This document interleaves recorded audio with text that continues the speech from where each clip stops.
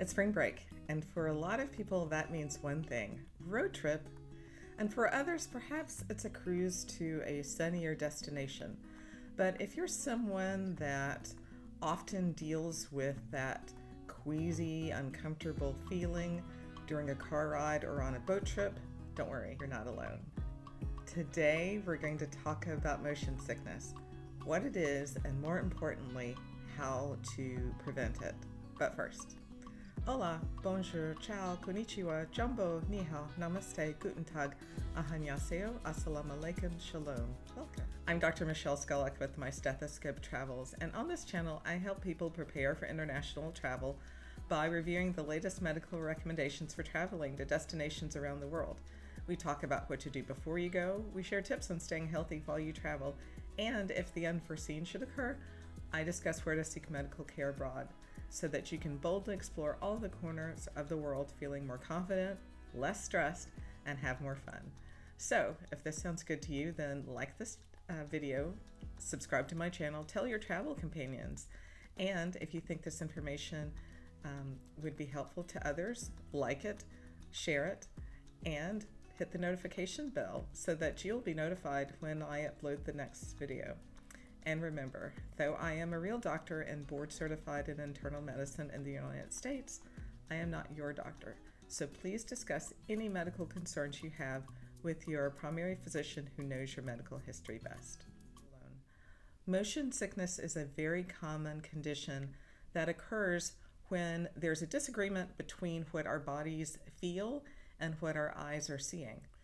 That confusion can lead to a number of uncomfortable feelings, including nausea, even to the point of vomiting. Most of the time it's when we're in motion, whether that's in a car or on a boat. However, motion sickness can also occur when we're still and our eyes are seeing movement. An example of this would be like if we're watching a video or a movie, when there's a roller coaster ride, or when we're watching a VR headset. Some people can even experience it when they're scrolling on their phone, and that's considered digital motion sickness. Nevertheless, the symptoms are the same, and again, most of it is when we're in movement. So how do we prevent motion sickness? Based on the National Institutes of Health, there are several things that we can do to prevent motion sickness. First, eat light meals for the 24 hours prior to travel. We can avoid big greasy meals and alcohol the night before travel. We can get a good night's sleep prior to travel. Now, I know there's a lot to do prior to a trip, but if you're one of those who suffers from motion sickness, try not to go into your trip sleep deprived. We can choose our seat wisely. Try the front seat of a car, the front of a train, the middle of a plane, or the middle of a boat, where there seems to be a bit less movement. It's also helpful to face the direction you're traveling. Reading while moving is not recommended. This is probably one of the best offenders and the worst triggers of motion sickness that we face currently. Try to keep your eyes on the horizon, and I like to pick a spot in the distance that seems fixed, something stationary to look at. Cool, fresh air is helpful, so opening the windows or turning the airplane vents towards you can make those symptoms of motion sickness decrease. Controlled, slow, moderately deep breathing can be very useful. This is especially true as long as the breaths are not synced to the movement. So, for example, if there's a sway back and forth, avoid breathing in, out, but breathing asynchronously.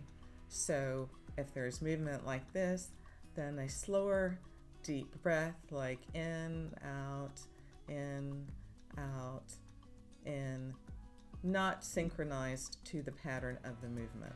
Consider acupressure bands or C-bands.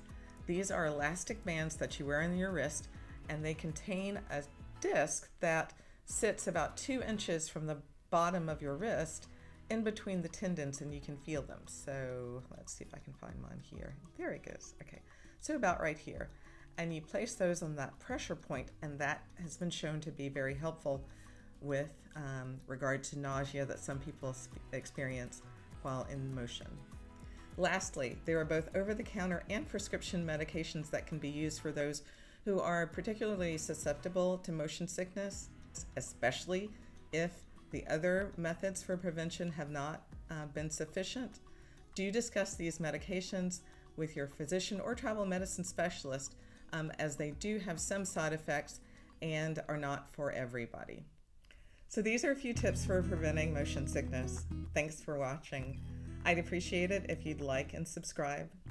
And if you are a travel group or a travel professional planning an international trip and would like me to share some information with your group, simply email me at hello@MyStethoscopeTravels.com.